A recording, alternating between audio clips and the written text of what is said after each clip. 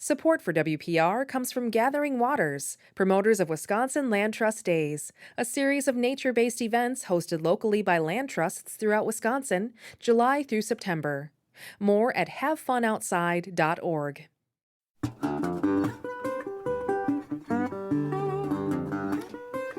Great to have you with us on WPR News. Larry Mealer here, and we're going to start with a real sweet conversation. We're going to talk about the science of ice cream on the show today.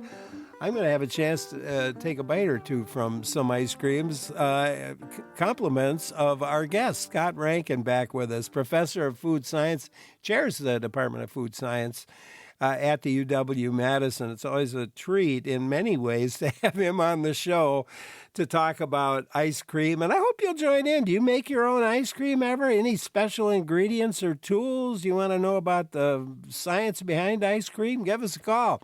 Number is 800-642-1234, 1-800-642-1234, or you can email to talk@wpr.org. Scott Rankin, welcome back. Good to have you with us. Hi, Larry. Thanks. Thanks so much for the invitation. It's always a treat to be here and visit with you. Well, it's always a lot of fun for me. And I've got to talk about your department in food science. Within food science, you have a group, yourself and a few other people that probably know everything there is to know about ice cream and actually frozen desserts in general, right? That's right. Yeah. So our department. So I'm representing and have been a member of the Department of Food Science in the College of Ag and Life Sciences here on the UW campus. And within our department, several years ago, one of my colleagues, Rich Hartel, and a few others, decided to sort of put together a program focused on frozen desserts to bring some focus and some design, some strategies to doing research and outreach in frozen desserts. So it's called, Frozen Dessert Center, not super creative name, but it speaks to what we do. And we work with all things frozen desserts, so not just ice cream. So there are permutations on that include things like popsicles and frozen ices and gelato, custard, and so on and so forth. And the principle behind it, though, is that from an either engineering or a structural standpoint, frozen desserts are extremely complicated foods. And while we might think, vanilla ice cream, it's a pretty achievable product, right? And that's true. But when we start thinking about things like low fat or low sugar, or we want it to last longer, or maybe some ingredients are really expensive and we need to alter the formulation and so forth, that's where an understanding of the science of frozen desserts really comes into play. So, yeah, and there's we should talk about all those things. Ice cream. What's the most common ingredient in ice cream? I assume it's milk. It depends what sort of units you use, really. Okay. If you look at it from a mass standpoint, most what we would call standard frozen desserts, from a volume standpoint, it's a lot of air. So we whip air into ice cream, and that's part of its. In fact, part of its definition is how much air we can entrain into a frozen dessert product. Certainly, a lot of water, milk fat, milk solids, different flavor systems. Amongst the solids, the highest component is really lactose. So So ice cream takes milk and it enriches the milk, so it concentrates it. And the biggest component of milk next to water is lactose. So ice cream has a lot of lactose in it. So those are the key things that really dictate its performance. Anytime you concentrate milk, we always talk about milk as like, does a body good? And we soon get into discussion about calcium. Well, ice cream has a lot of calcium in it too, because again, it's enriched or concentrated milk. So a lot of minerals in ice cream.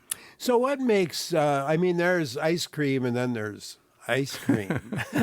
Right. That rich mouthfeel and just something really sweet, and you want to keep going with it. Yeah, no, that's a great question. So, in the profile of foods we eat for different reasons, right? So we might eat, I just turned 60 this year. Maybe oatmeal is more prominent in my diet than it was when I was a teenager. So we eat for sustenance, right? We also eat for fun and enjoyment and celebration and things like that. And in terms of what makes really good ice cream, what separates maybe what we might refer to as an economy brand ice cream for something that's really sophisticated and really impresses everyone. You could maybe draw a comparison to wines. There are some that you can buy out of gallons of it, and others that are a 20-year-old aged wine and so forth. So ice cream, the really premium ice creams are defined by a handful of things. One is that they have typically more milk fat than what you'd typically, the standard ice cream. So milk fat ranging between maybe 16 to 18% milk fat. So that's a lot of milk fat. Yeah. And that gives it a really creamy character, real creamy flavor.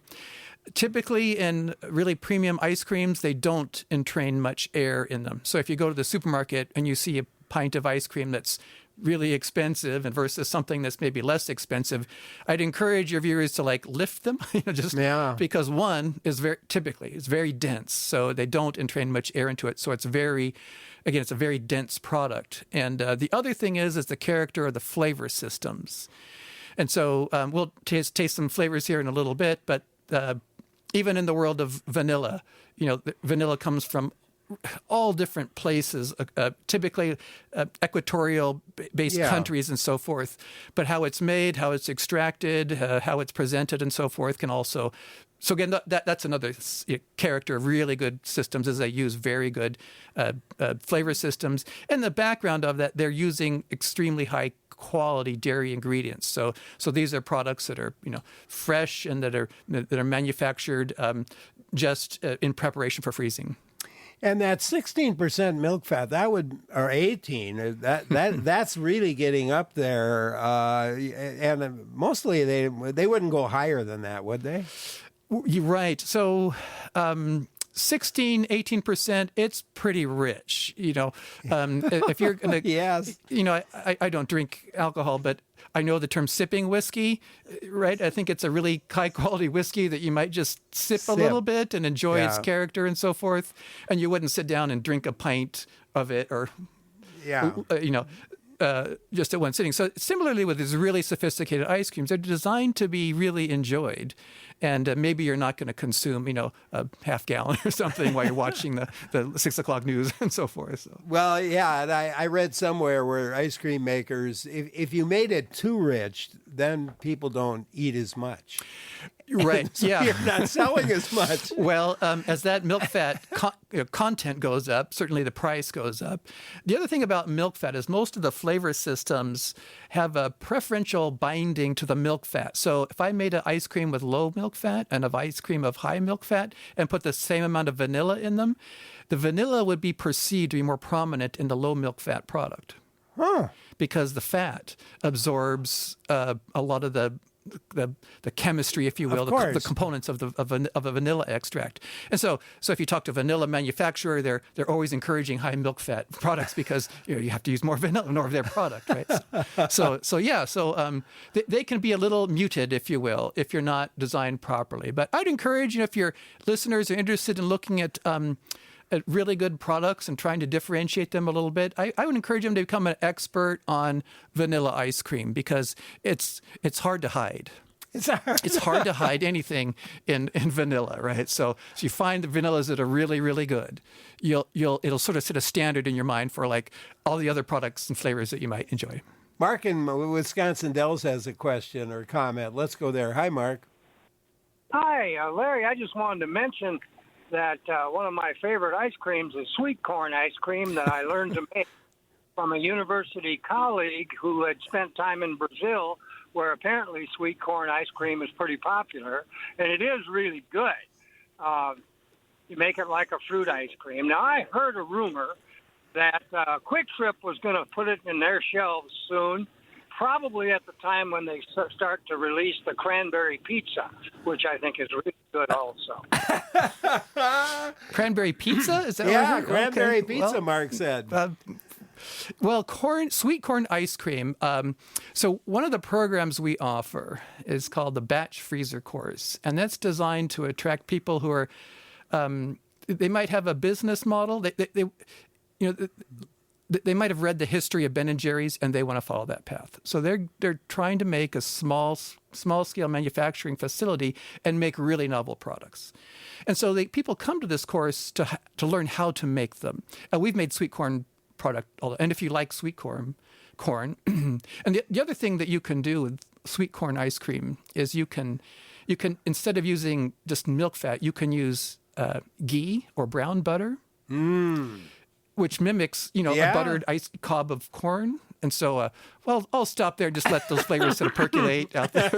But it's really, really good. If you like sweet corn, buttered sweet corn, you can also add a little bit of salt to it, which also, there are many savory ice creams, in fact. So the salty caramel and so forth. So there are very few flavor systems for which ice cream does not work well. So sweet corn's an excellent product. Mark, thanks very much for calling. Appreciate your call. Scott Rankin, our guest, professor of food science and chair of the Department of Food Science at UW-Madison, talking ice cream with him. I'm Larry Mueller for WPR News. Thanks for joining in today on WPR News. Talking ice cream today with Scott Rankin. A little bit later on, we'll talk about preserving your family heirlooms. But right now, Mom always told me, don't talk with your mouth full. And I just had a mouthful of this delicious ice cream from Babcock Dairy, of course. And it's lactose-free vanilla. And it's delicious. No, thanks. And that's, Babcock Dairy is a very unique facility here on campus. My colleague Casey White and his staff manufacture a host of different flavors.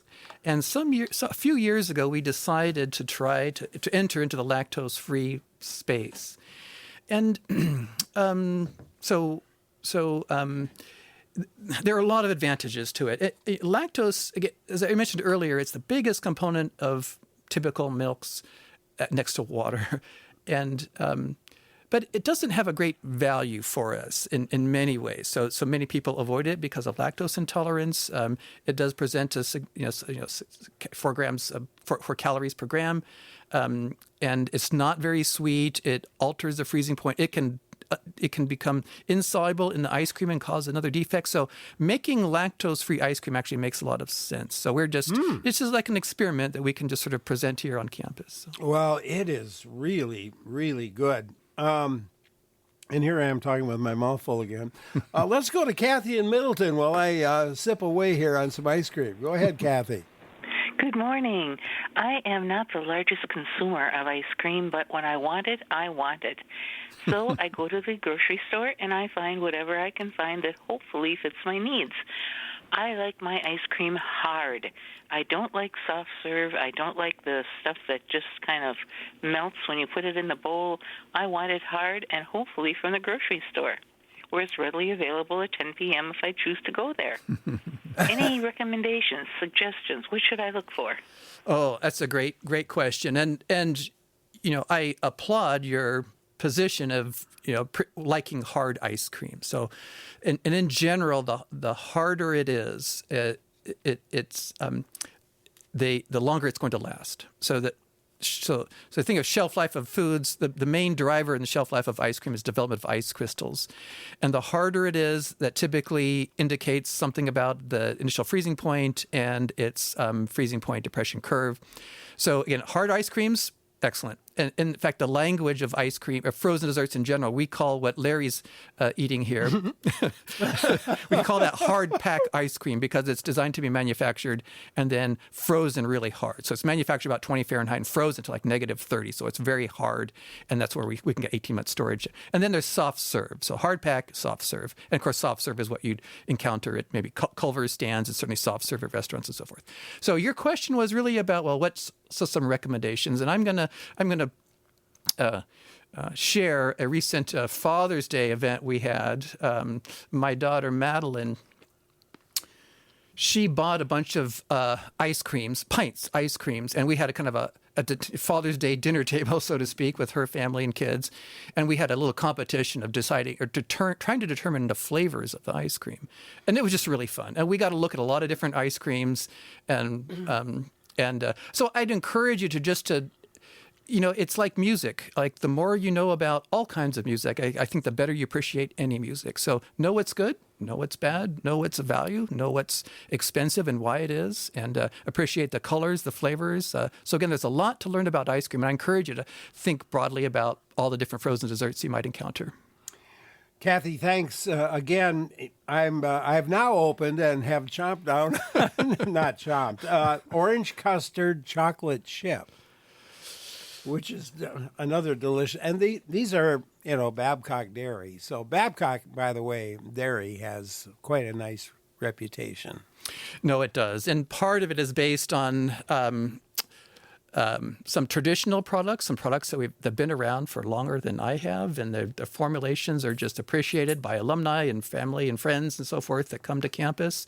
Orange custard chocolate chip is one of them, and I feel like every time I say that, I should pause for effect because people love it. People just so good. They come here for far away just to have but it is a custard, and a custard ice cream contains a small portion of egg yolk solids.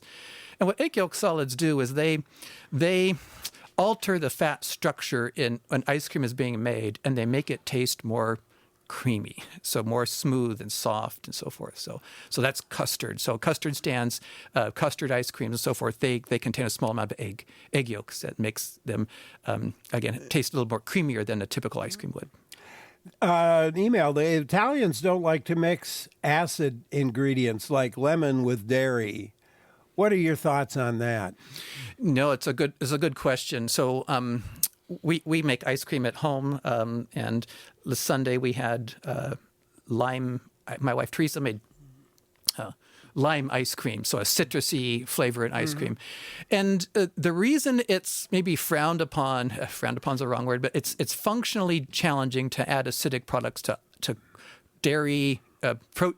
Ice cream that has protein in it, because milk proteins are very susceptible to denaturation as the pH starts to drop. So if we add something very acidic to milk, you're going to have cottage cheese kind of a thing pretty soon. Yeah. So that's the challenge with it. We make some products like a key lime pie. Beck key lime pie, in fact, is one of our flavors, and does contain some flavor systems, but you need to be very careful about what levels you add, because as the pH starts to drop, then it starts to get curd. In fact, it becomes very curdy, and that's kind of an unpleasant mouthfeel. So that's what Italians and others really are concerned with, is the development of those sort of the curd-like character in acidic ice cream products. You brought along a chocolate peanut butter. Which I haven't gotten into yet, but I'm about to. So tell me about that so I can have a bite. Yeah, well, this sort of speaks to the idea that ice cream is one of those few products that can take a lot of different forms. So this product is chocolate ice cream base, but it has peanut butter in it, and it has some what we call inclusions or bits and pieces of chocolate in it. And so it's very pretty looking. Oh, it is. Flavor-wise, really tasty. It's a lot of character to it, and then mouthfeel. The inclusions provide a unique character to it. And typically, inclusions for ice cream are made specifically for frozen desserts. So the chocolate in ice creams would perform very different than just a Hershey bar you might buy off the supermarket store. Yeah, that makes sense. And you have something called Union Utopia. Right. That's another one of our hallmark products, and again, very, very popular, and sold at the Union outlets, and again, just appreciated by, students here on campus. They're stressed out, right? Like there's finals week, or money issues, or significant, whatever. It's a little stressful times, as was mine when I was in college. And ice cream can help. It provides a source of enjoyment. And so products like Union Utopia are those that have been around for a long time. So as alumni come back, they really have a unique experience having it again. So it's very heartwarming to see. And Badger Blast? Yeah. Now this one's a little bit of a mystery, so maybe you can explain it to us, Larry. What is it? Well, it looks chocolatey. Yeah.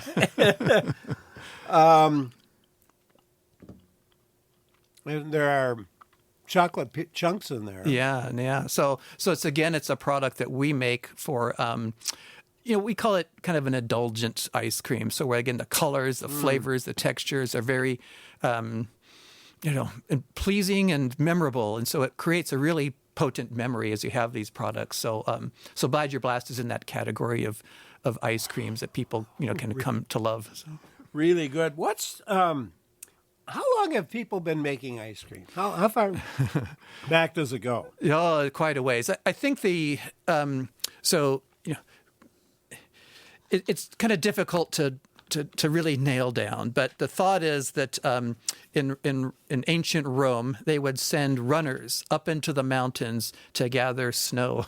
And they'd bring them down and use the snow for various purposes, including making a frozen dessert with things like honey and fruits and so forth, and almost more of a frozen ice than ice cream per se. But that's where it kind of started, I think. There's another rationale that suggests the Chinese, in fact, had a similar sort of practice of bringing down snow to the more populated, warmer areas and enjoying an ice-based, dessert type of a product.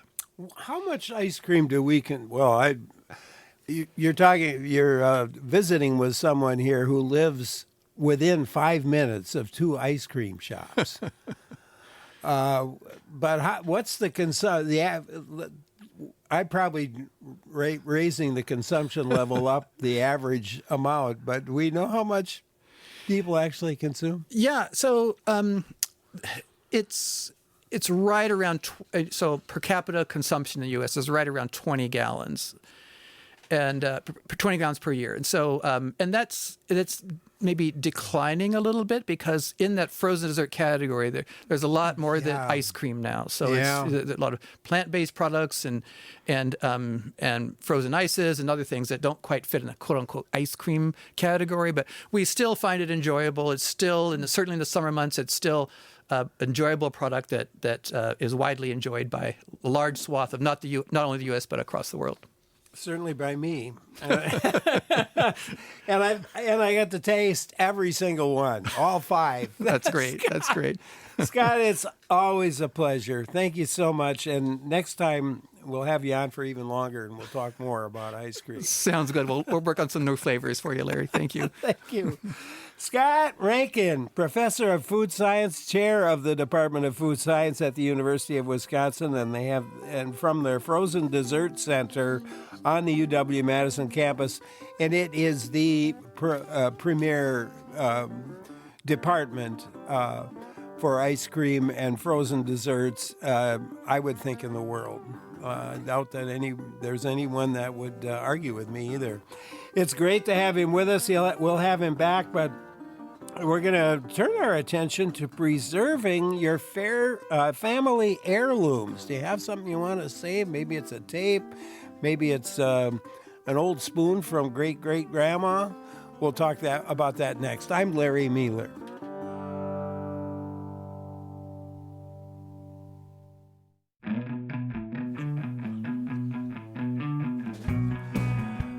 Thanks so much for joining in today on WPR News. Larry Mealer here, and I want you to think about an object in your home that holds special meaning. Maybe it's your grandma's handwritten recipe, or maybe it's a videotape of your children. I bet you want to keep those items for as long as possible and pass down these memories to other members of your family. We're talking about how to take care of family heirlooms. Maybe old quilts, maybe photographs, maybe letters, and a whole lot more. And here to help us by phone, Kat Latham. Kat is Director of Collections, Information, and Management for the Wisconsin Historical Society. And as we talk with Kat, I hope you'll join in. Tell us how you take care of your family heirlooms. Where's the best place to store an old wedding dress or maybe a quilt? Walk us through your process for maybe digitizing old photos and videos. Give a call. The number's 800 800-642-1234, 800-642-1234, or you could send an email to talk@wpr.org. That's talk@wpr.org. Kat Latham, welcome to the show. Thanks for joining us today. Thanks for having me. Tell us what you do. I'll begin by saying the Wisconsin Historical Society has so many cool things going on. And here you are, Director of Collections, Information, and Management at the Wisconsin Historical Society. Tell us what you do as director. Lots of things. So I currently oversee the team that does our what we call descriptive work for collections. So the catalog records for books and archival collections, the metadata, the online descriptions you see of our images, our photos. And my past role included overseeing the conservation lab and our preservation here at the Historical Society.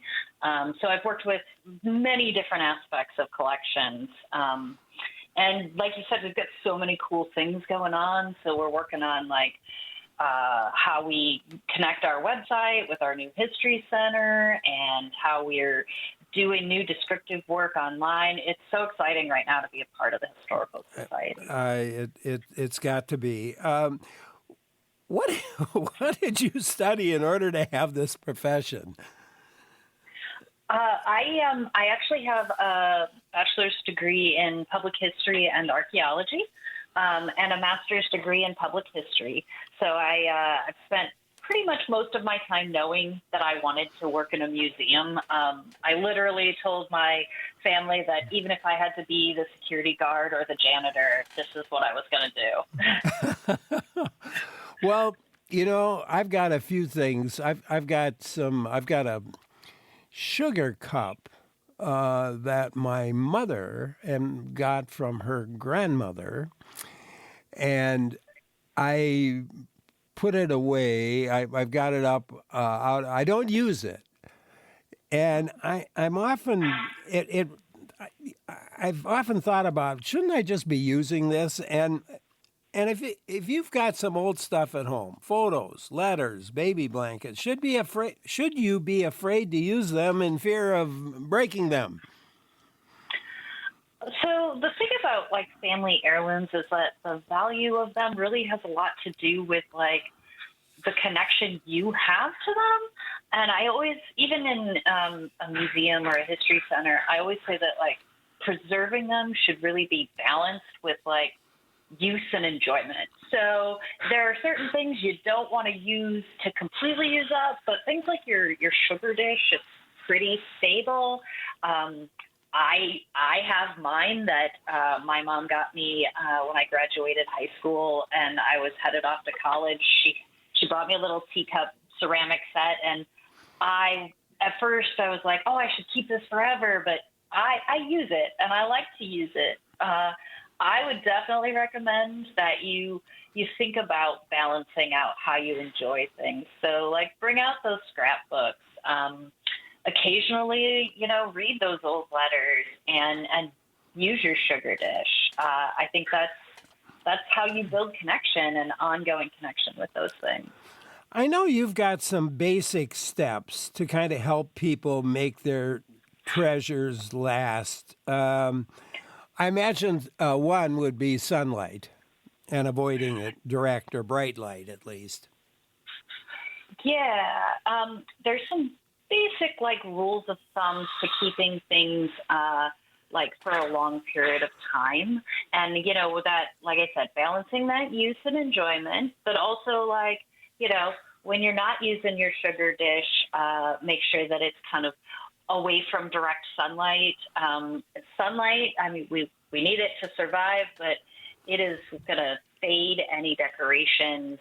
It fades paint. It fades ink. So avoid that. You want to try to keep your temperatures as consistent as possible. Big swings in humidity or big swings in temperature, they tend to really affect particularly clothing and photographs, paper.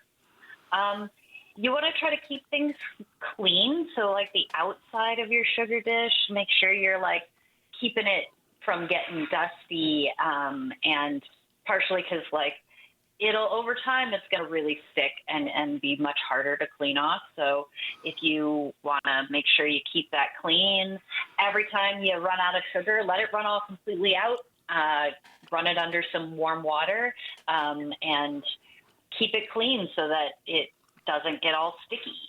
And you don't want it sticky not only because the longer it's sticky, the harder it is to clean, but you want to protect it from insects and keep pests away. So those things can really damage those more like easily damaged, like you don't want moths in your clothes.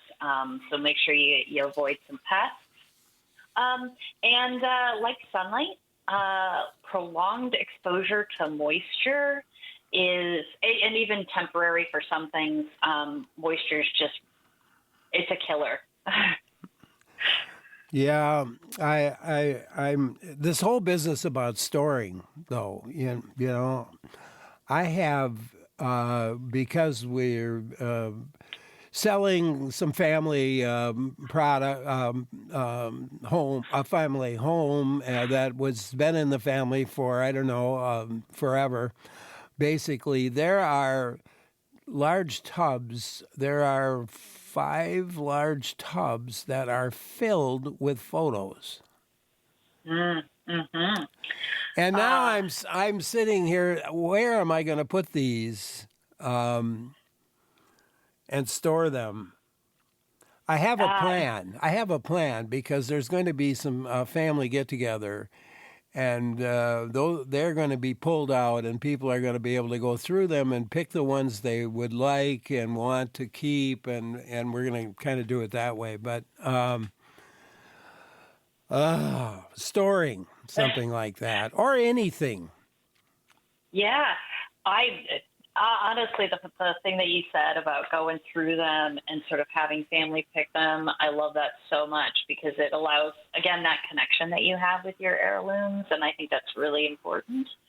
But storage is like, especially if you've got tubs and tubs, I always say to try to avoid plastic tubs or like things that are completely airtight for storage, because air circulation really is it's really important for things like paper and photographs. Also, those kind of plastic tubs, like the emulsion layer, if it gets moisture at all, can like stick. Your photographs can stick together inside there or stick to the tubs. So I try to recommend for photographs, things like very inexpensive options. You've got like a shoebox, a literal shoebox, paper, like a paper box is always going to be better than plastic. You want to look for something that's as pH neutral as possible. So you could get some archival made boxes. Some good places you can order like online from companies like Gaylord Brothers or Hollinger Metal Edge. But also, those are really expensive, which is why I also say, hey, your shoebox was actually like a paper box in your closet is actually better than a plastic box. Wow. Kat Latham, our guest today, Director of Collections, Information, and Management for the Wisconsin Historical Society. And we're talking about how to care for and preserve family keepsakes, questions for her, or maybe an experience to share of your own. I hope you'll join in. Give us a call. The number's 800-642-1234, or you could email to talk@wpr.org. And a quick mention that noon today we'll talk about the history of Door County cherries, and we'll get some suggestions for what you'd like to hear on the show as well at about 12:30.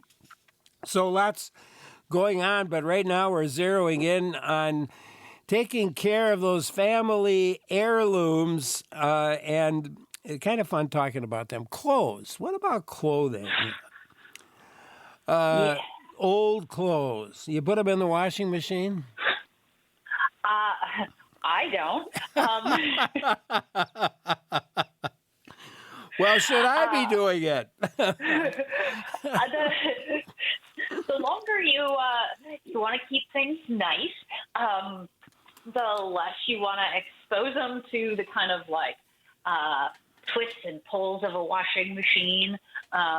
So hand washing, if it depending on the fabric, is going to be better than your washing machine. Try not to twist it. Try not to wring it. Try not to stretch it. So I think earlier I had said, like keep your items clean, but always make sure you're cleaning them as gently as possible.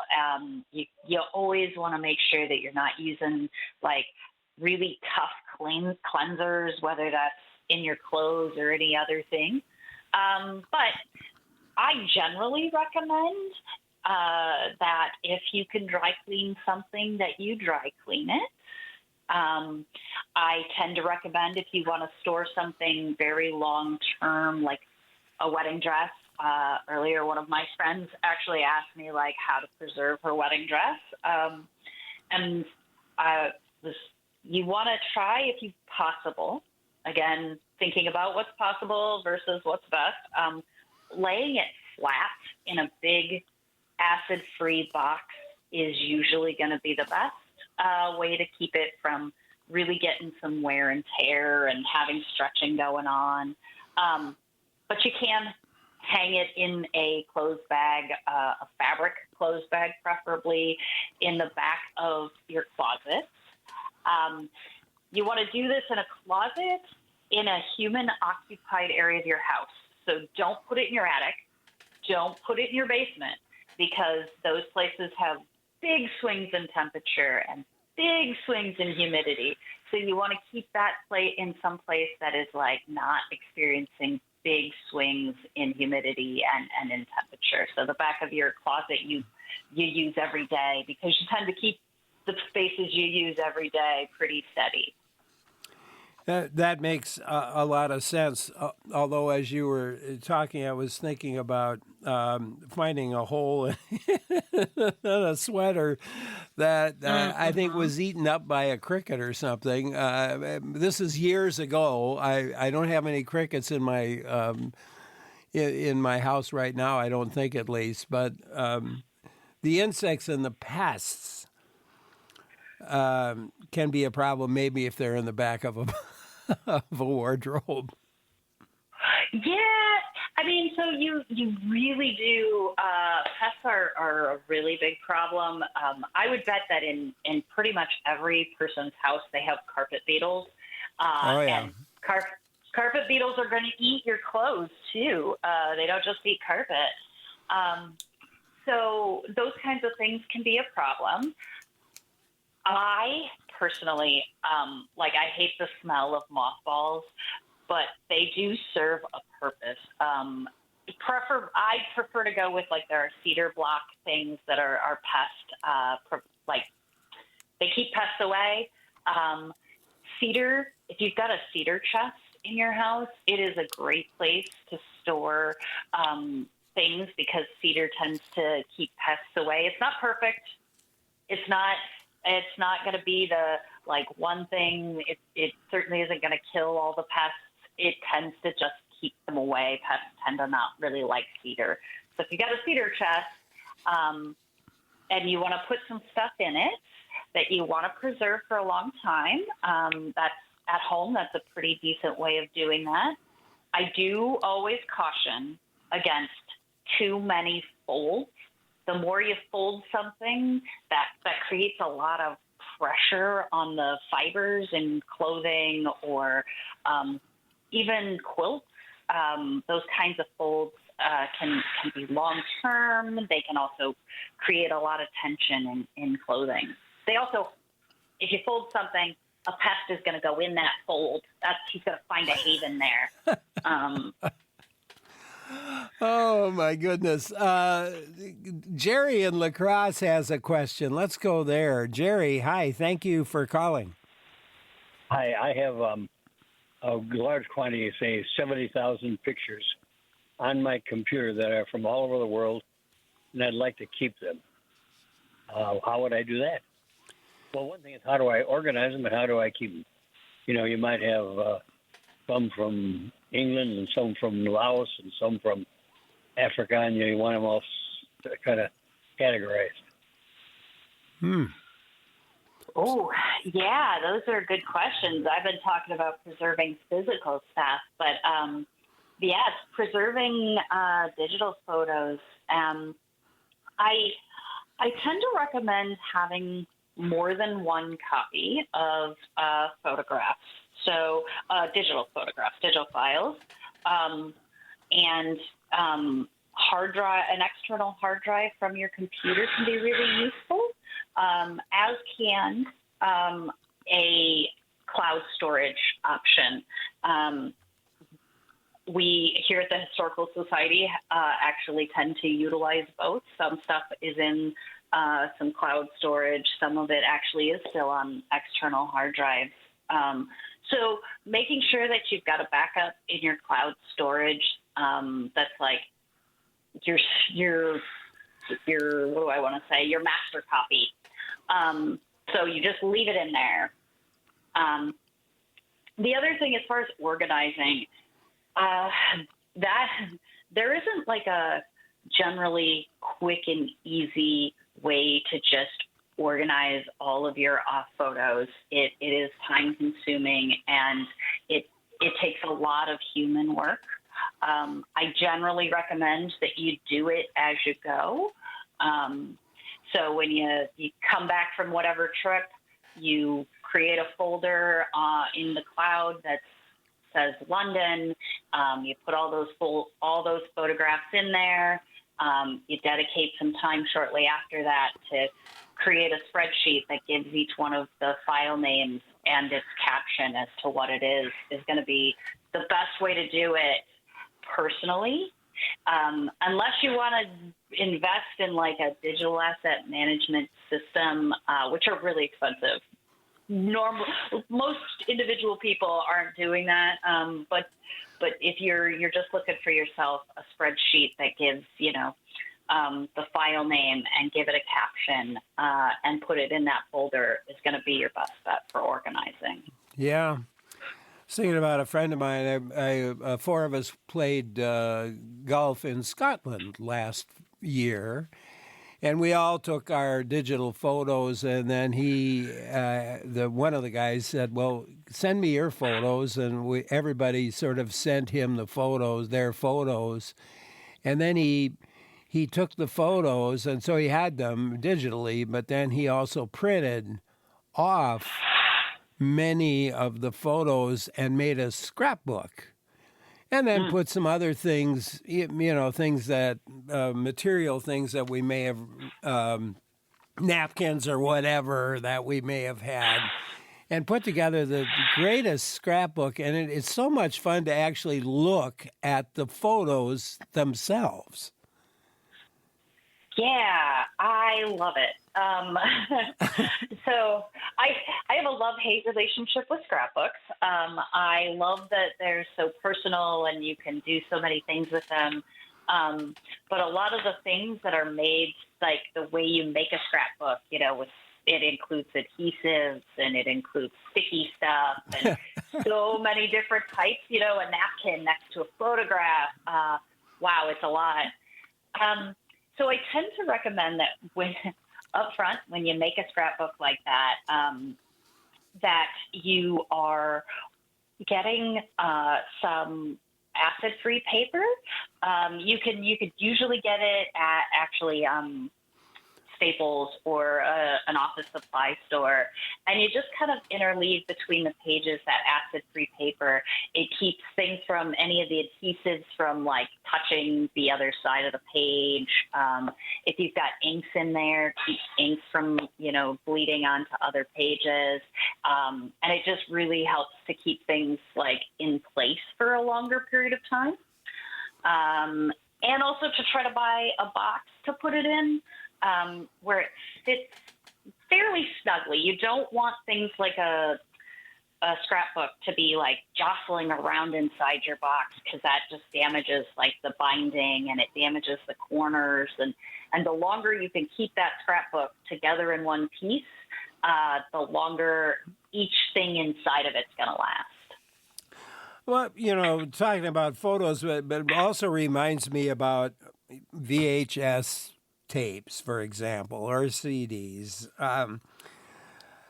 Talk us through how to make the decision to digitize something like that. So a lot of the decisions that you make regarding how you're going to keep things and how long you're going to keep them really have to do with what it is that's important about the thing for you. Significantly, for example, when I was growing up, we collected as many of the first edition Disney VHS cassette tapes we could. And they have a value to me because my mom and I used to really hunt for these things. I'm going to keep those VHS tapes in their box and as they are, because they're a three-dimensional artifact that has meaning as an artifact. But if you have home videos, things that you've recorded from your family over the years, I actually always recommend people get those digitized rather than trying to keep the original medium 100% always workable and watchable. So if you think of your original medium, again, I said it's like that master copy, and your digitization or your digitized version as the thing you can watch and boot up every year on your TV for your family to enjoy. So if you're looking at what's important to me is the content and being able to enjoy what's on the VHS, digitize that, because you don't want to watch your VHS over and over again. Audio cassette tapes as well. Like if you've got some cassette tapes, they're pretty stable. They'll stay pretty stable for a long time.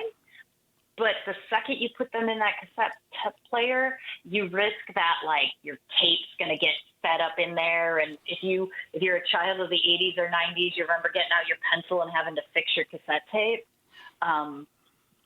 Don't use it unless you are willing to risk that it will not make it through the use. Or if the tape breaks. Exactly. Then you're out. It's really hard. It's a lot more expensive to get a tape digitized once it breaks. And I do like your idea. I also had a friend who we have get together every year and did it for 20 years in a row. And he took a piece, and he always had some film of it, and he pieced together the 20 years, and it was fun to see people's weight go up and down, their hairlines recede, their clothing changes. And really a lot of fun to sit down and watch. Yeah, absolutely. And you want to be able to watch that for a really long time. That's the best part. That's why we keep our family treasures, right? So we can just have those enjoyments. Yeah, I think it's. I think you gain a lot from experiencing history, not only in video but in sort of a tactile material way, don't you think? Oh, absolutely. There is nothing like being so close that you can touch the history, or you can even be a part of whatever it is and interact with it in very cool ways. So I'm going to give one little plug for our upcoming History Center, which we're opening in a couple of years. Right now, our Wienermobile, from the 60s, is going to be in the History Center, and you can climb in it. And you can sit behind the wheel, and you can take your picture of you driving the Wienermobile. And that is just So great. Oh, several of my former students, actually wound up as drivers for the Wienermobile. I can't wait to try that out. Kat, thanks. Hey, it's been a lot of fun, and I hope we can do this again. Thank you so much for spending your time with us today. I really appreciate it. Thank you. Thank you so much. I had a lot of fun. Kat Latham is Director of Collections, Information, and Management for the Wisconsin Historical Society. Coming up, we're going to talk about Door County cherries. That next. I'm Larry Mealer for WPR News.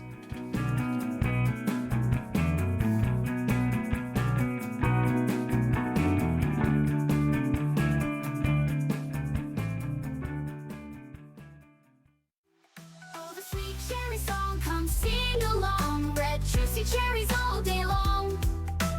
Pick them, eat them, share with friends. The sweet cherry fun never ends. Yeah, pick them, eat them, share them with friends. Cherries. And, when you think about cherries in Wisconsin, your attention probably goes directly to Door County. I think Door County is kind of the center of cherry production in our state. And we'll talk about the history of cherries in Door County now with our guest, Amy Frank. She is Executive Director of the Door County Historical Society. So we'll talk history of the cherry industry in our state with Amy. And, of course, want to hear from you. Tell us about the time you visited Door County and saw, maybe picked some cherries, or maybe you've grown your own cherries. What's your advice for getting the best, juiciest crop? What do you think of cherry bombs? Have you had a cherry bomb? Well, we can talk about cherry bombs. We can talk about dynamite, too, because dynamite played a role in the history of cherries in Door County. And I'm pretty sure Amy has a little information on that. I know I did some research myself on it. You can call in anyway. The number is 800-642-1234. You enjoy Door County and the cherry season?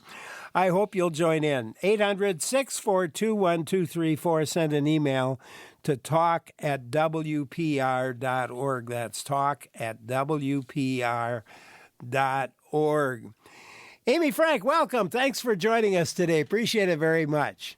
Oh, it is my pleasure. Thanks so much for having me here. How'd you get to be director of the the Door County Historical Society? It was a lot of luck, and it's one of the best jobs in the world. I'm having a great time being their executive director, and every day in Door County is a beautiful day. Yeah, it is. Do you have to? Are you a fundraiser type, or are you a director type without having to do that? Oh no, fundraising is definitely part of the job. I don't know many nonprofit managers that get away with not doing fundraising. I think you're probably right there. Well, let's talk cherries here for just a minute. What kinds of cherries are grown in Door County?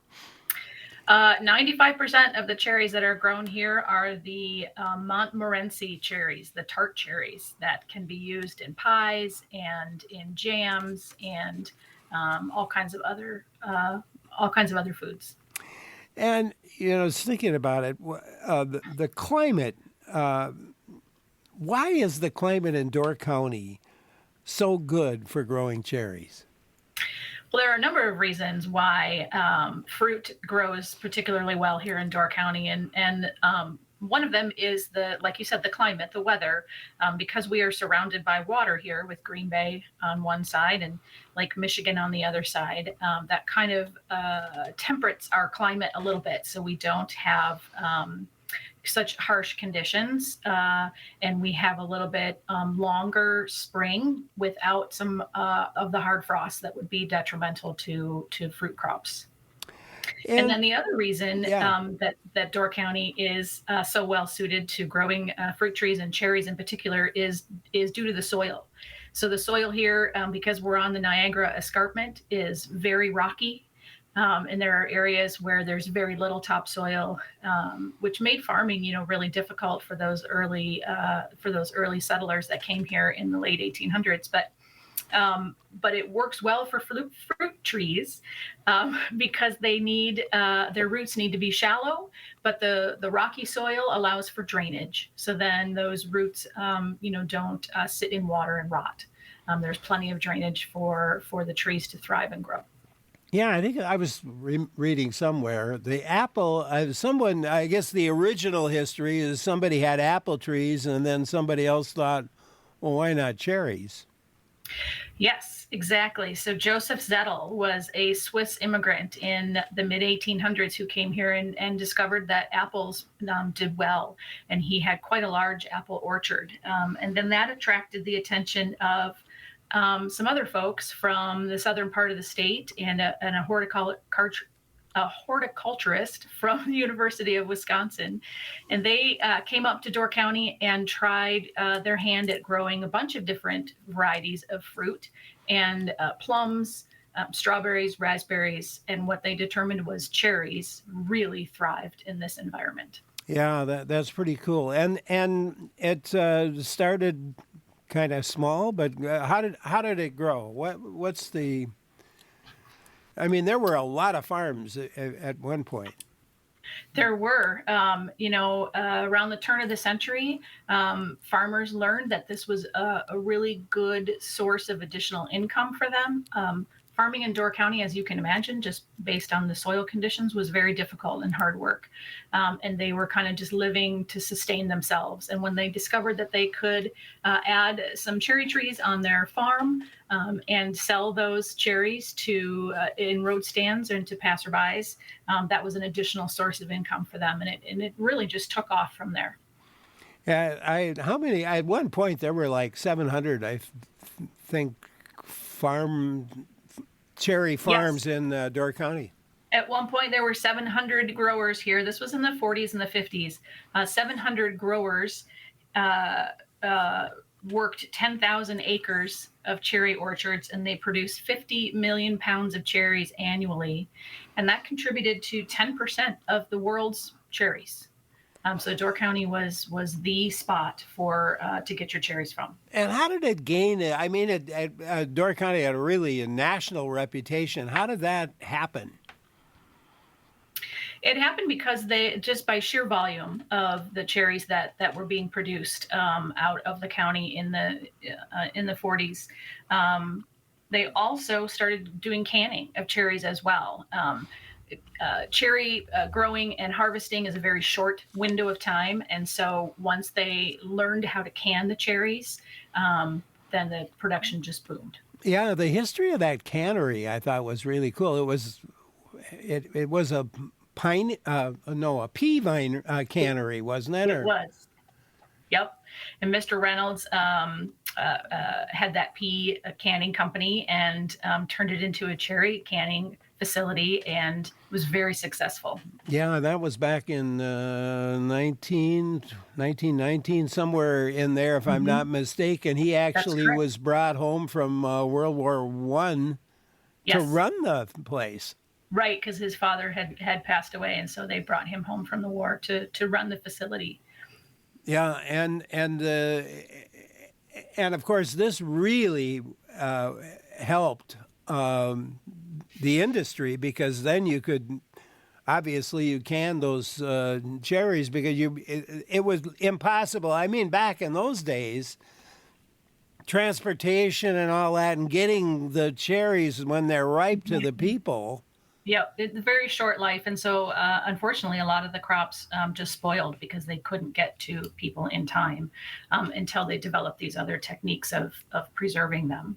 Yeah. But Mr. Reynolds was quite the entrepreneur and marketer. So he saw kind of the opportunity here with cherries, and he created a cherry blossom festival. A cherry festival in the 50s that drew huge crowds to the area. And as you can imagine, all kinds of things related to cherries, cherry pie contests, and parades and cherries everywhere. So that really allowed Door County, or created the notion that Door County was the cherry capital of the world. I thought that was pretty cool, and I think there still is one. Isn't there one cherry festival maybe in Sister Bay? There is. Yep, it's actually in Jacksonport in August. Jacksonport in August. But spring of the year would be when are the cherry trees in full bloom? So it varies greatly, of course, depending upon the weather.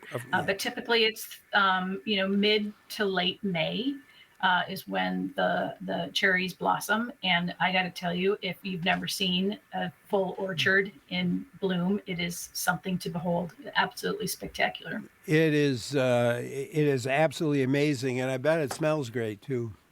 It does smell great. I'm so fortunate that my commute to my house, I live just outside of Egg Harbor. So commuting from Sturgeon Bay to Egg Harbor, I actually drive on Reynolds Road and pass through lots of orchards. And so there are a few days in the spring that it's just divine.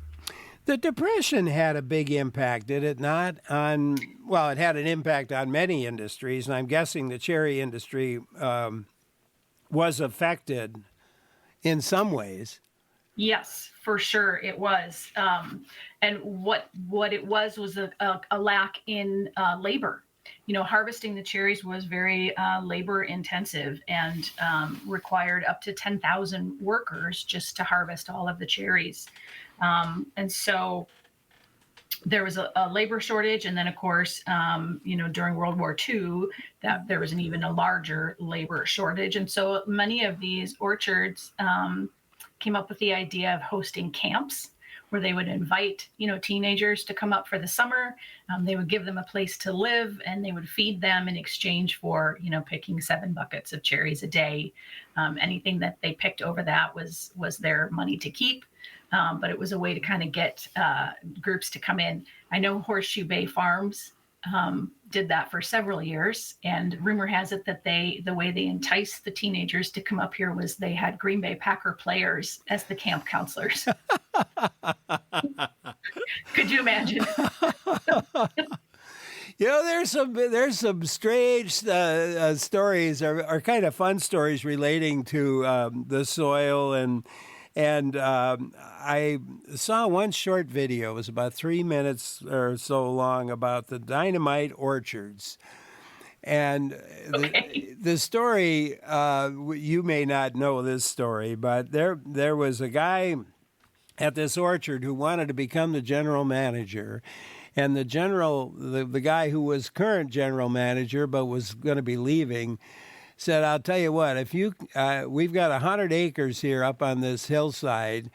If you can plant that 100 acres full of cherry trees, in 2 years, I'll make you the general manager. And he knew a guy who knew a lot about dynamite. And they made some dynamite caps, sort of about 1 inch or 2 inches long. And they would dig down to the rocks, which was only about 1 foot, and then he'd take a pickaxe and make a hole. And then he'd stick one of these caps in there on a very short fuse. They'd light the fuse and then run like heck. It'd explode. And they'd have about a 2 foot wide hole, diameter hole, and that's where they plunked down their trees. And he actually, in under 2 years, was able to plant 100 acres of cherry trees. Oh my goodness, that's a lot of dynamite. I'm not familiar with that exact story, but I'm not surprised. And it is known that they use dynamite quite a bit to break up the rock in order to plant the orchards. If you've never been up in Door County before and put a shovel in the ground, you hit rock immediately. It's just that's what we are because we're on the escarpment. So it's not surprising that they had to use dynamite. Yeah, I guess the guy's name was Al Erickson, and he then went on. He was made the manager of the farm, and he went on to be the manager of the farm for 43 years. Well, that's a long time. Good for him. It's a great test. If you want this job, you have to prove yourself. I kind of like the idea. Well, sort of mechanization had resulted in some big changes. Talk about that. Definitely. So in the 60s, there was the invention of the mechanical shaker. And originally it would just shake one limb at a time. And then it eventually was developed that it would shake the whole tree. And so this, of course, eliminated the need for the 10,000 workers to handpick cherries. And they could harvest 16 trees in a minute and have the tree completely stripped of cherries. So this transformed the industry, literally overnight.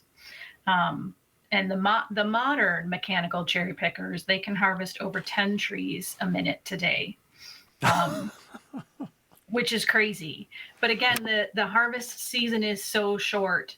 They have, I think I read somewhere, 2 to 3 weeks to harvest and process all of the cherries. So, orchards like Sequist up north, these huge organizations, they go constantly running 24 hours a day during this period because they have such a volume to process and to deal with. It's quite incredible. So how are the cherries processed? I mean, cherry pie I love, and I even like. There's a cherry ice cream in my neighborhood where they make them, and they use Door County cherries. They advertise that Door County cherries. But talk about the products and where they're most used. You come up with a food and we can figure out a way to put cherries into it. And we have cherry salsa. We have cherry jams, of course, and jellies. Dried cherries are very popular. I prefer the chocolate-covered dried cherries myself. And cherry juices. Recently some scientific information came out and talking about how healthy it is to drink cherry juice and the benefits that you receive from cherry juice. So, of course, we have cherry wine here. There's cherry beers that are brewed up here as well. Barbecue sauce. I've seen cherry honey. Basically any product you can figure out how to put cherries in because they're so delicious and they're tangy and not super sweet. They have they're a little sour, a little tart, and so they complement other flavors really well. You failed to mention the cherry bomb. Well, I was waiting for you to get to the cherry bounce. Cherry bombs and cherry bounce. Cherry bounce. I brought back, I forget how many pails of cherries I brought back for some friends who wanted to make cherry bounce. And so then they presented me with a quart of cherry bounce. Mm-hmm. Maybe you could explain what's a cherry bounce.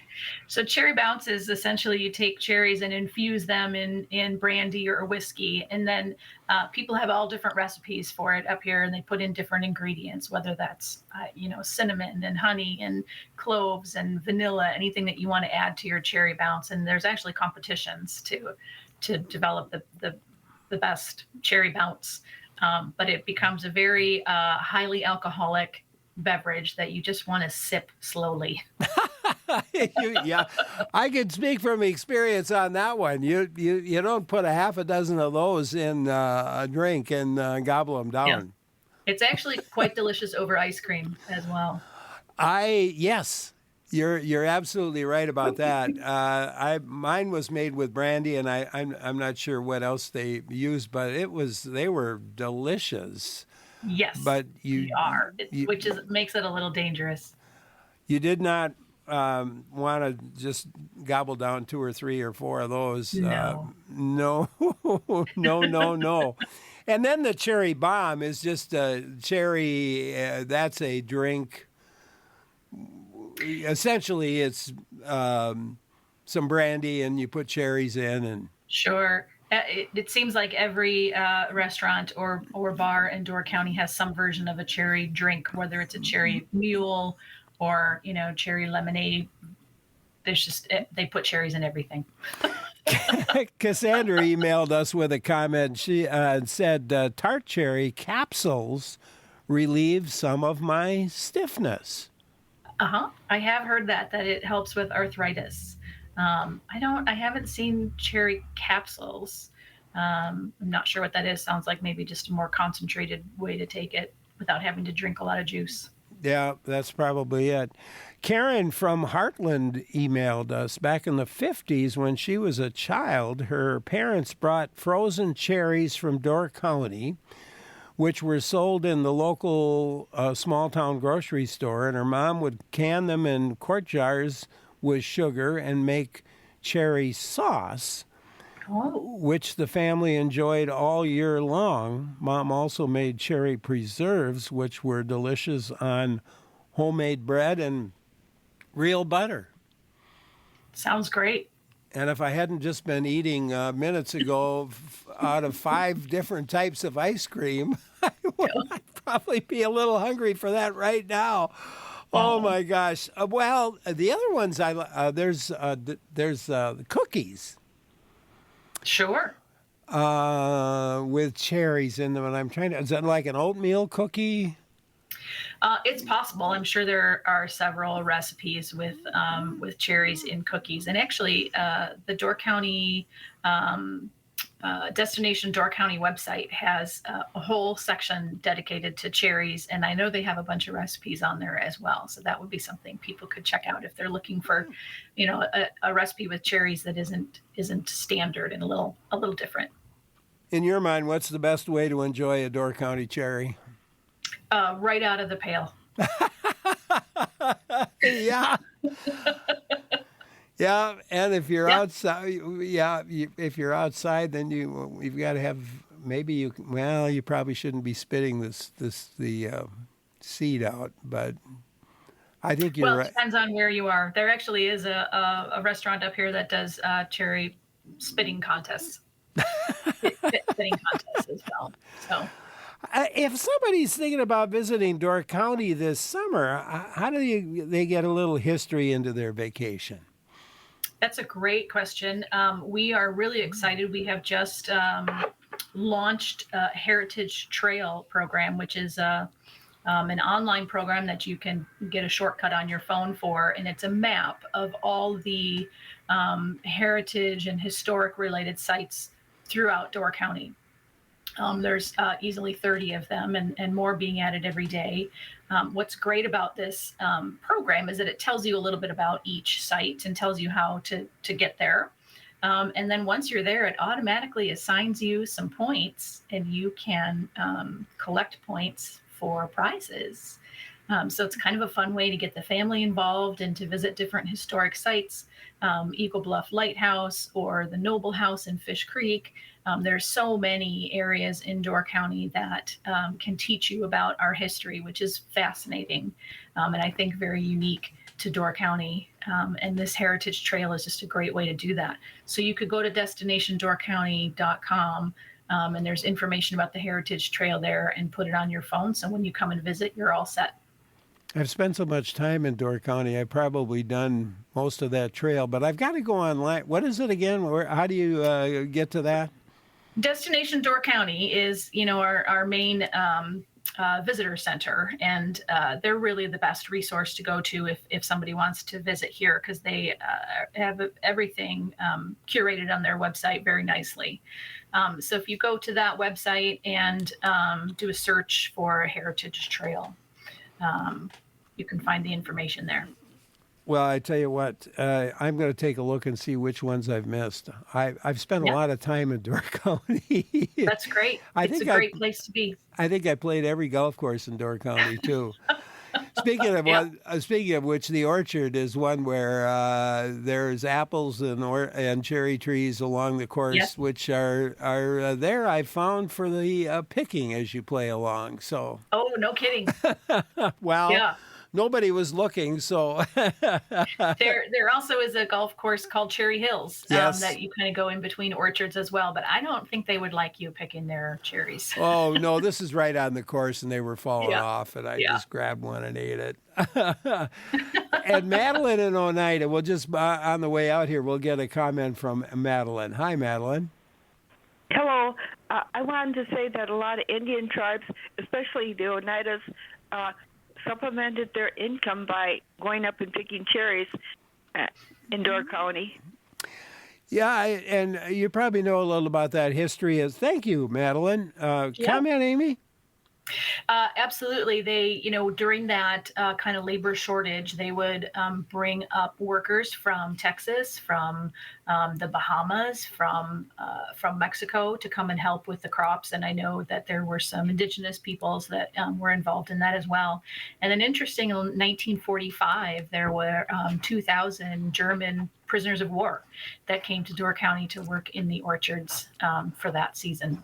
Yeah, that was another interesting fact that I forgot about it. I'm glad you brought.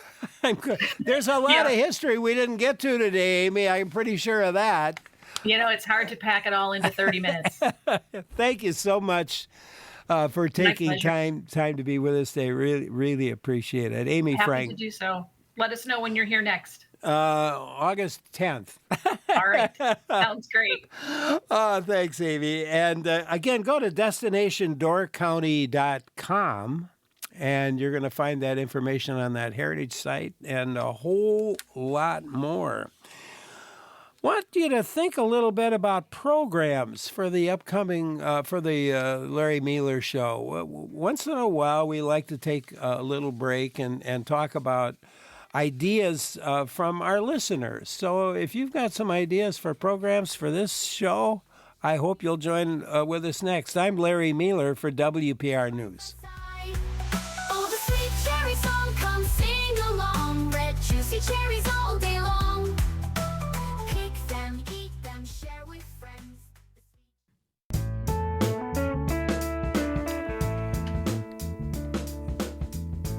Every once in a while, and once in a great while, I guess we could say, we like to turn our attention to you and to find out from you what you would like to hear on the Larry Mealer Show. What topics should we explore? What deserves more in-depth coverage? What do you want to learn more about? What do you think about getting more attention on the airwaves to? What should people know about that we haven't been covering, or maybe we've covered it, but not as much as you would like to have us cover it? And so I'm asking for your help here. Give us some topics. If you got a special topic that you think needs to be covered, I hope you'll join in. And as well, if you can suggest a guest or guests. So topic and guests would be most useful. Otherwise, you're going to have to sit here and listen to me talk for a half hour. And I suppose that'd be all right, but I might run out of things to say that I'd have to sing or do something just to fill the time. And believe me, you probably wouldn't want to hear that. The number to call with your topic ideas is 800-642-1234, 1-800-642-1234, or you could email me, and the email address is talk@wpr.org. That's talk@wpr.org.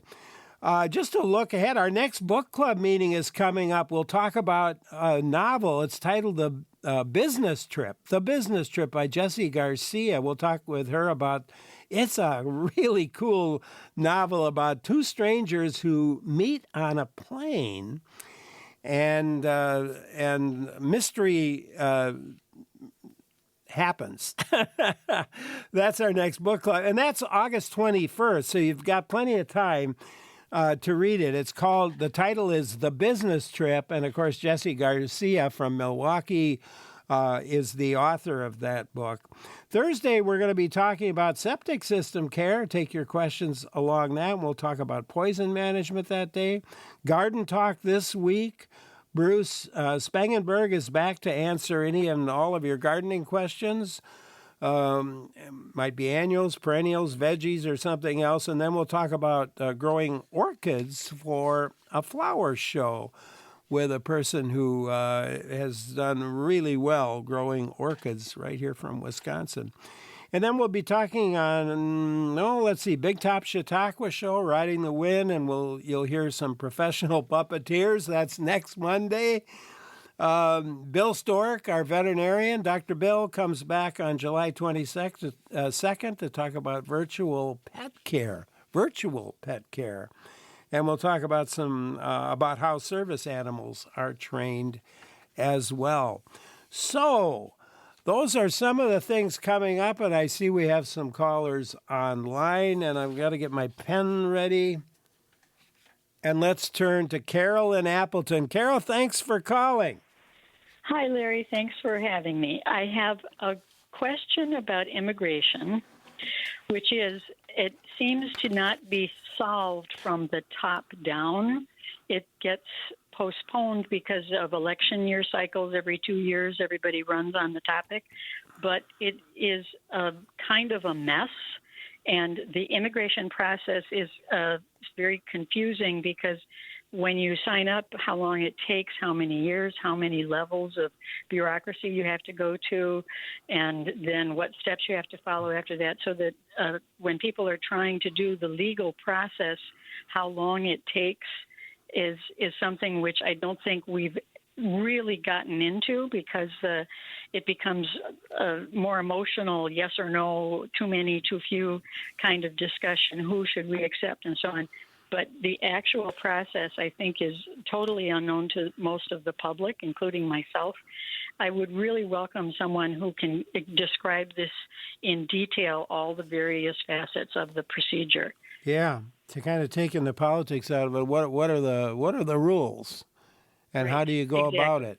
Yeah, right. That makes sense. Sometimes people are waiting for like 15 years and they're still on the list and they're working and doing everything right, but it takes so long. It's just crazy.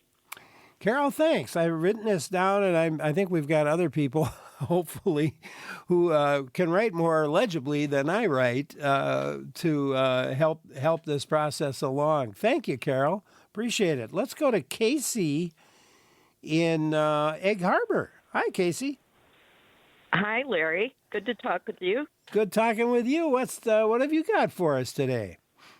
Well, it's the 9th year for the Door Kinetic Arts Festival, and it takes place mostly at Bjorklanden on the Bailey's Harbor side.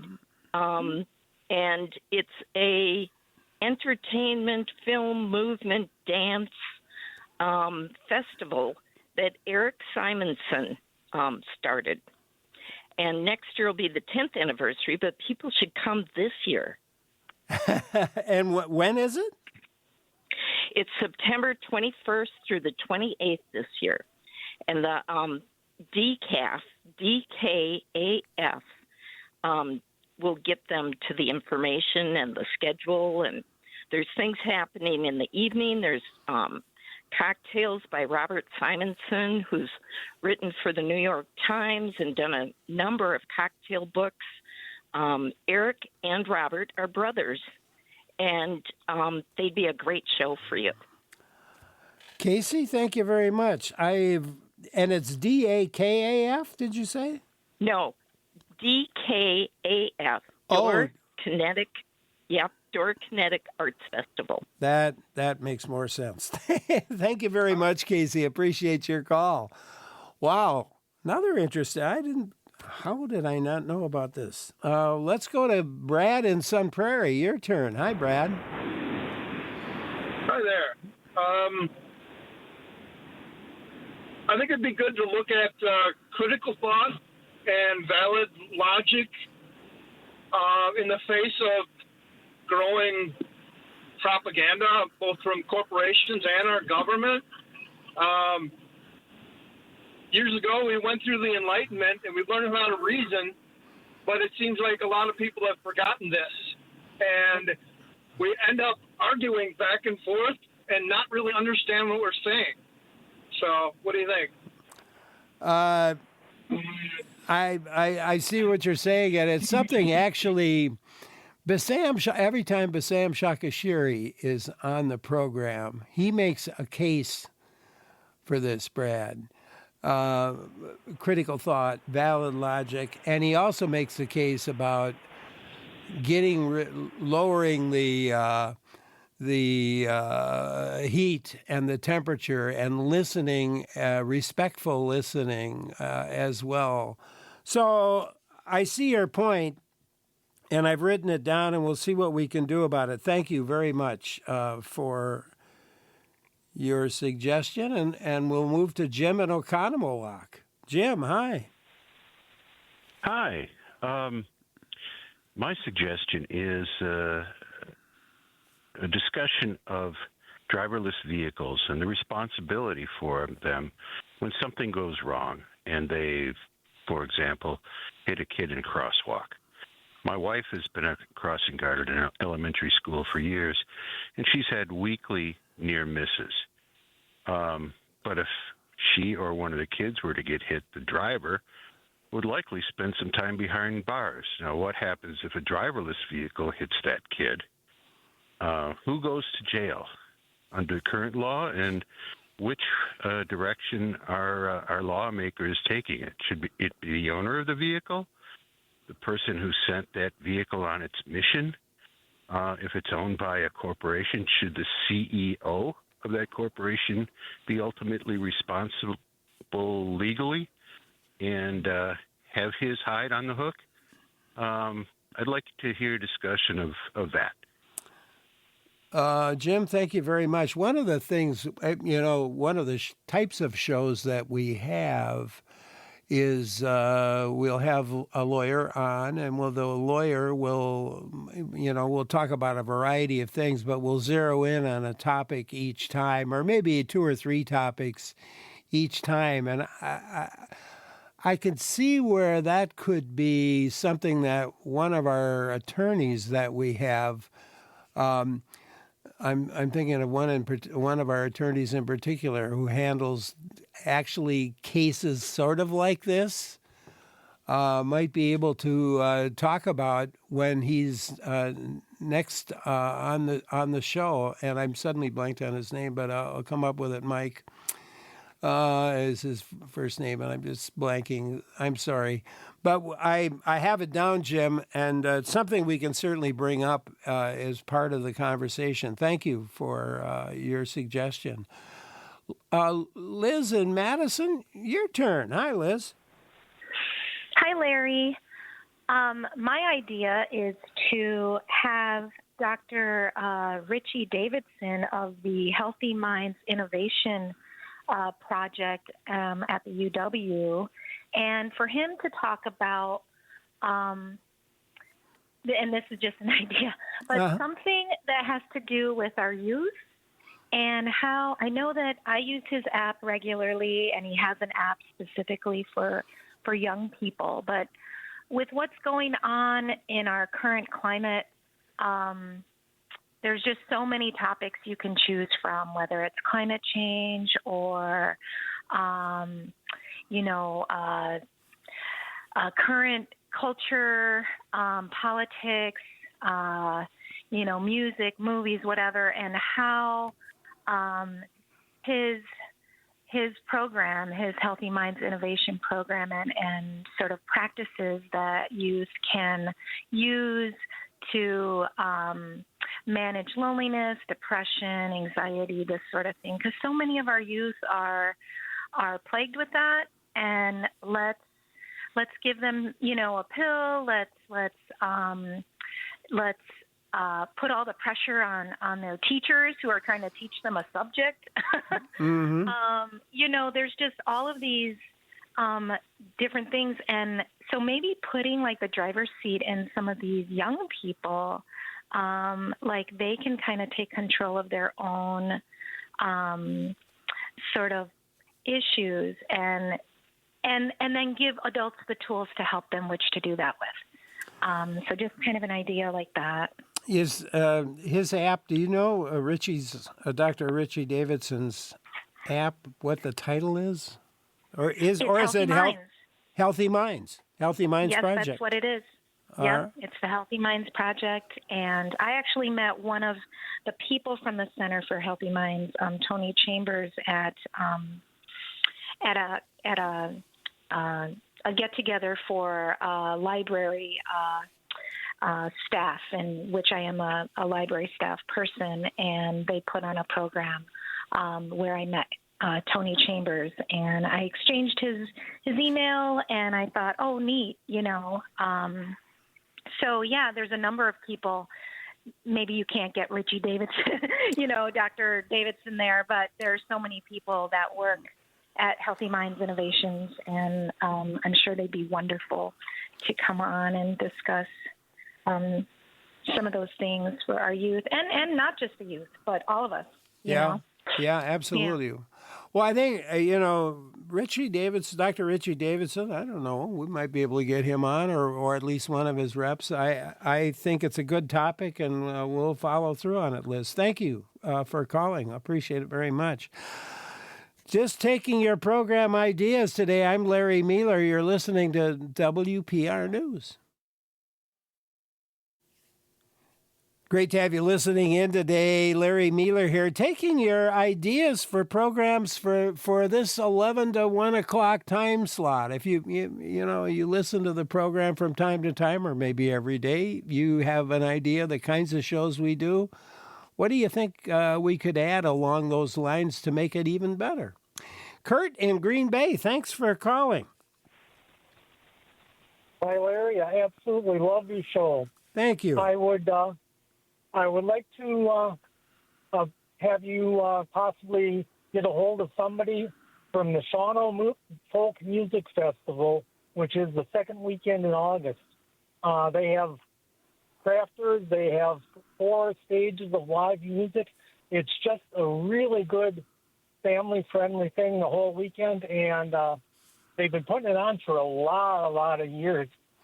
And I think that would make good topic for the show. What's the and where is it? The Shawano Folk Music Festival? This is in Shawano Folk Music Festival. It's at the Milky Theater grounds. Usually, it's the second weekend of August.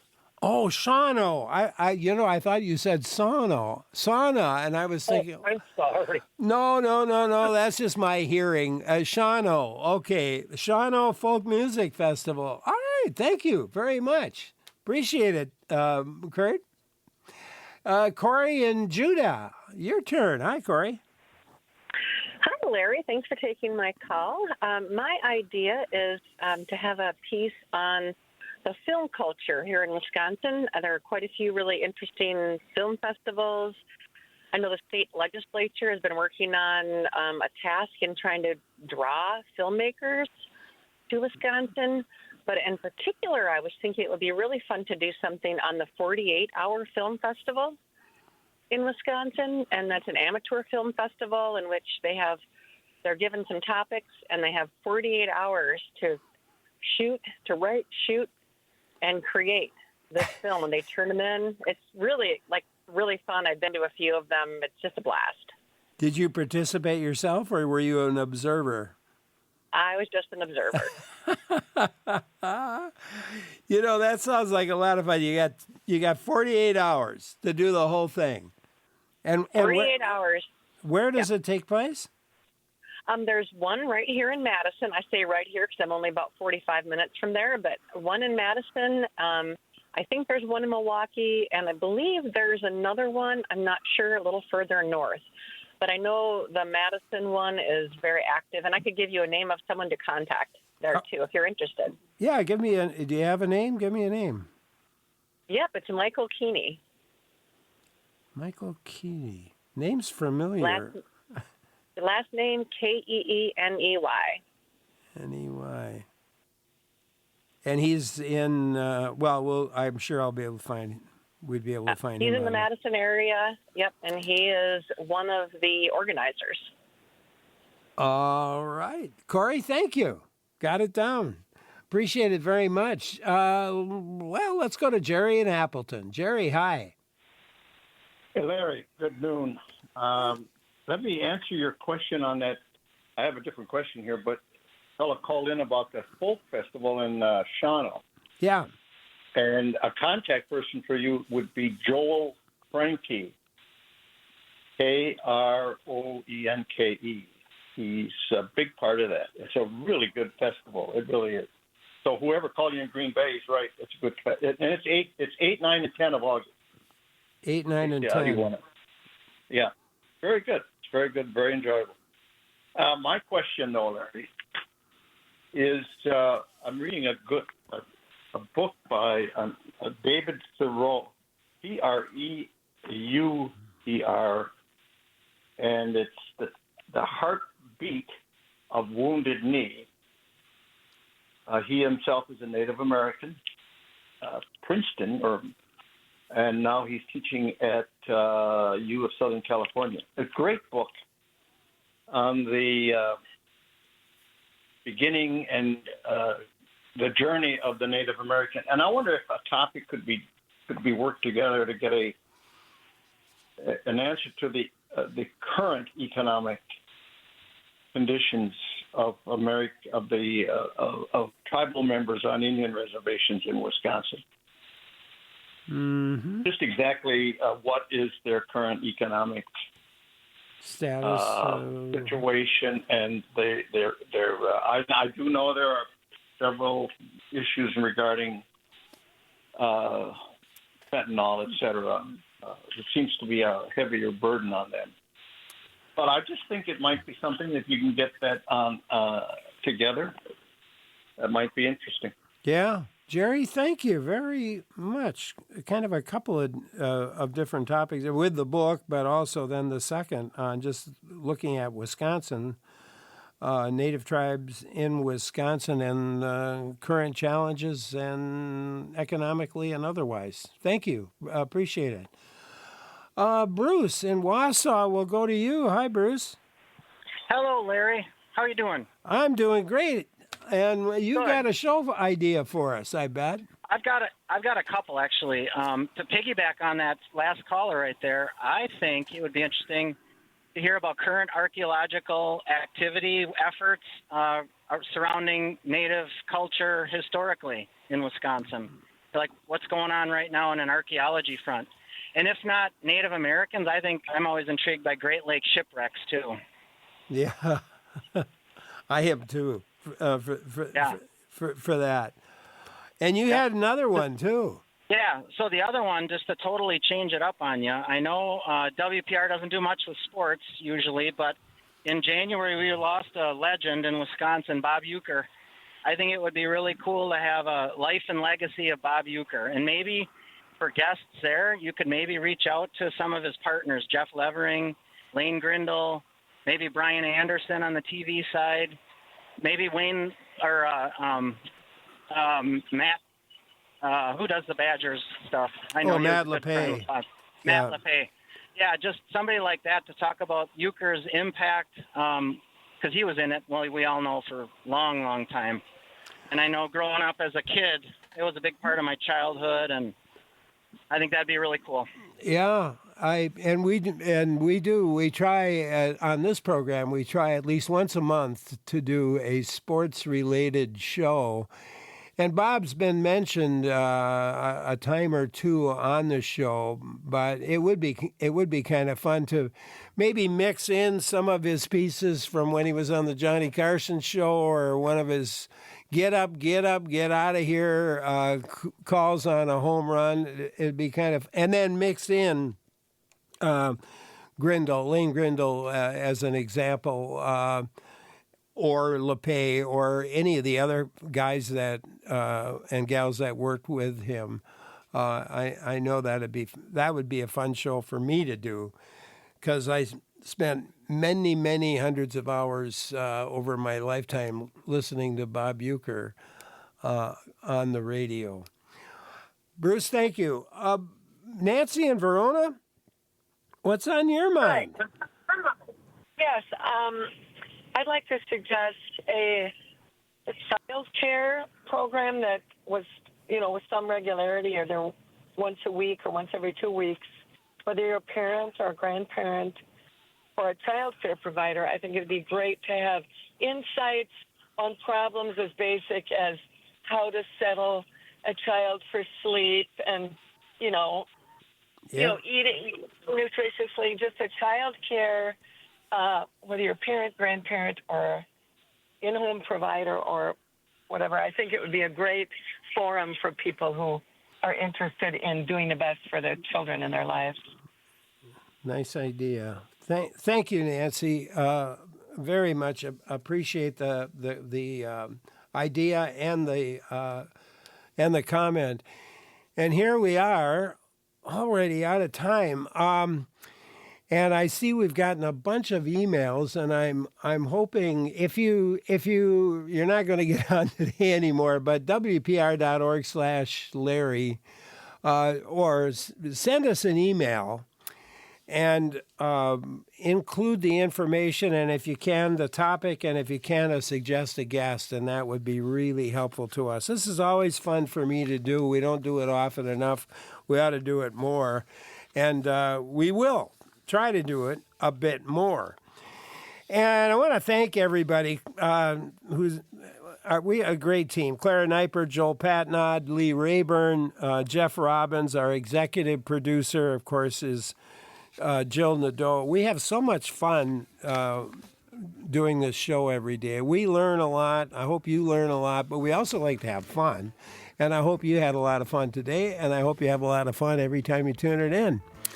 And I hope you'll stay with us. Lots more in store here on WPR News. I'm Larry Mueller.